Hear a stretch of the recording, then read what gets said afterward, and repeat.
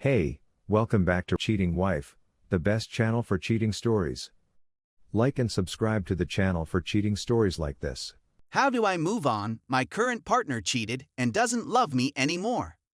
First and foremost, I am a 27-year-old man who is in a relationship with a 22-year-old woman. I am the mother of 2 children, one with my current partner and the other with a previous relationship. I have 2 children with my current boyfriend. So far, I've had the impression that I've completely wrecked my life and messed it up beyond repair. As a result of learning the truth about my current bigamums cheating on me on so many times and in so many ways, it negatively impacted both my mental and physical well-being. She has no respect for me, and she shows no affection or appreciation for whatever I do for her. She just hires me because she needs the protection I give. Despite knowing all of this, I am unable to go. Just thinking about it makes me feel sick, despite the fact that I know I need to. My ex-girlfriend thinks that I'm not a true male, and that I act in a womanly manner when I try to communicate my pain and agony. Her energy is depleted just by the unpleasant look she receives. I abandoned my family in order to be with her, and now I'm unable to return to my previous life. If I moved away, I'd have to pay rent somewhere, but I'm too lazy and depressed to bother. So I stay, despite the fact that it is slowly killing me. As a result, I burst into tears and addressed the situation with her family, who lives close, and she is furious with me. All of the advice I'm getting is to swallow my pride and go on, but I'm not able to do so. I am in desperate need of aid and advice since I am unable to do this task on my own. I'm too feeble, and I care too much about her. What should I do, and how should I go about doing it? Update. This time, I'll keep it brief. I've reunited with relatives and friends and am now residing at my brother's house. To cut a long tale short, my ex is now accusing me of failing to love our kid, demanding money, threatening me, and advising me not to return to the house where the rest of my belongings are. It's all about money now. Every text and phone call is about getting money for the kid, despite the fact that I have left money and purchased various items for the kid. I blocked her on practically everything and left one route open in case anything is wrong with my kid, but she uses it to make conflicts. Granted, I don't engage, no matter how terrible her words are. I'm too emotional, and she knows it, and she tries to use it against me, but that's no longer the case. Story 2. Wife's affair with cousin's husband. Wife had a 2-year relationship with her brother-in-law, her cousin's husband. Cousin and BIL have been married for 15 years and have no children of their own. The affair started when my mother-in-law took over the care of my 3 children, ages 9, 7, and 5, while I was abroad on business. To set the scenario, I should mention that my in-laws are fantastic with children and that they like being in his company. Because I was periodically away for 2-3 weeks at a time, for overseas travels, my wife claimed that it was just an emotional affair that started because she needed someone to rely on when I was away. She admitted that they may have kissed a few of times, but claimed there was nothing more between them. After evaluating our current situation and realizing that my wife has been a good mother, I decided to give it another shot on the condition that we remove BIL from our life. The BIL has been completely removed from our lives since we discovered this about 2 years ago. She continues to see her cousin, but her cousin is not officially aware of the connection between her and her cousin. Cousin has a terminal illness, and we thought it best not to burden her. It has turned into a dead bedroom despite our best efforts over the preceding 2 years to work out our marriage.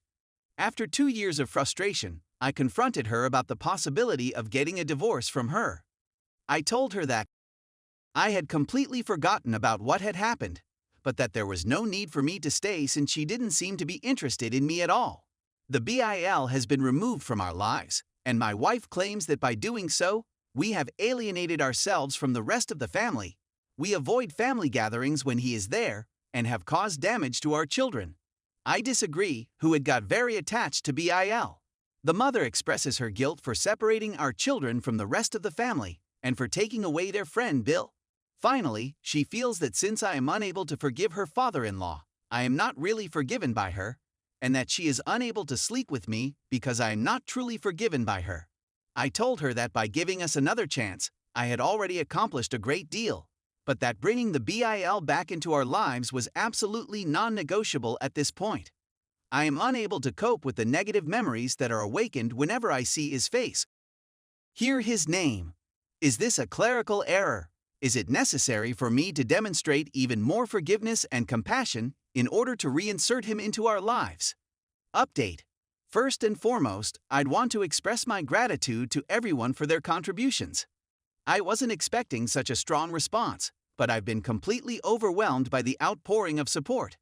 Following the comments and hearing other people's points of view, I am much more able to comprehend what is being discussed. However, I'd want to offer a few of more information.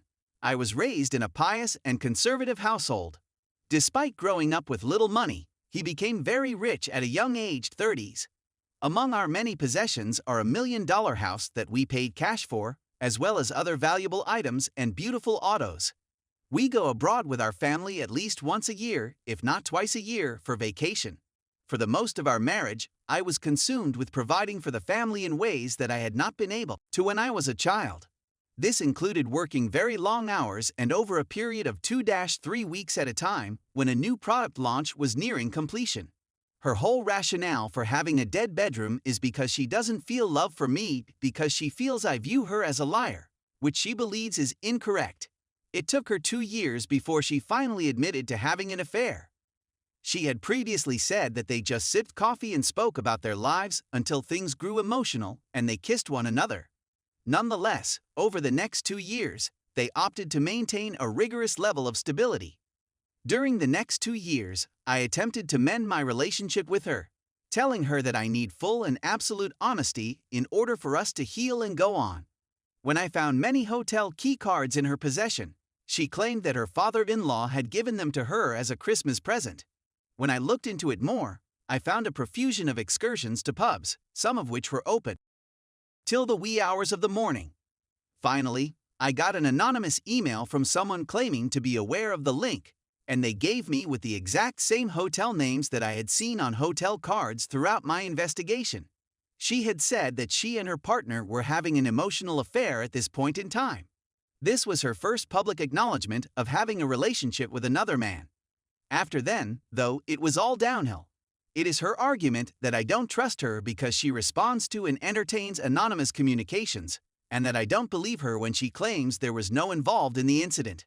I started seeing a therapist who advised me that, although some people are embarrassed to admit their shortcomings, if you feel she is a great person in general, you should refrain from interrogating her about specific behaviors during the affair and instead concentrate on reconciliation.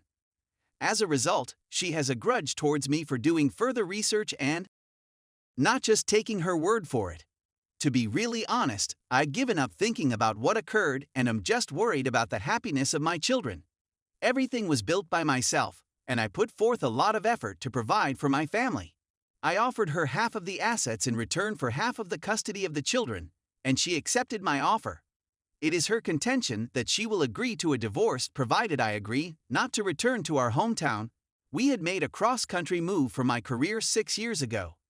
I told her that I was unable to make such a guarantee. I already stepped down at my company from the VP position to a consultant position because I needed a mental break. I told her that I would make good on my promise that we would return to our hometown, where we had met and where our marriage had begun in the first place. She is adamant in her opposition and continues to accuse me of meddling with children's lives, private school, elite sports coaching, etc. In response, she asks, "Why don't you just divorce me and go back to living and co-parenting together?" I informed her that I am not a doormat. However, I feel that as I write this, it becomes more apparent to me that I do not deserve this treatment. After all I've gone through and am willing to give up, it seems that she just doesn't understand it.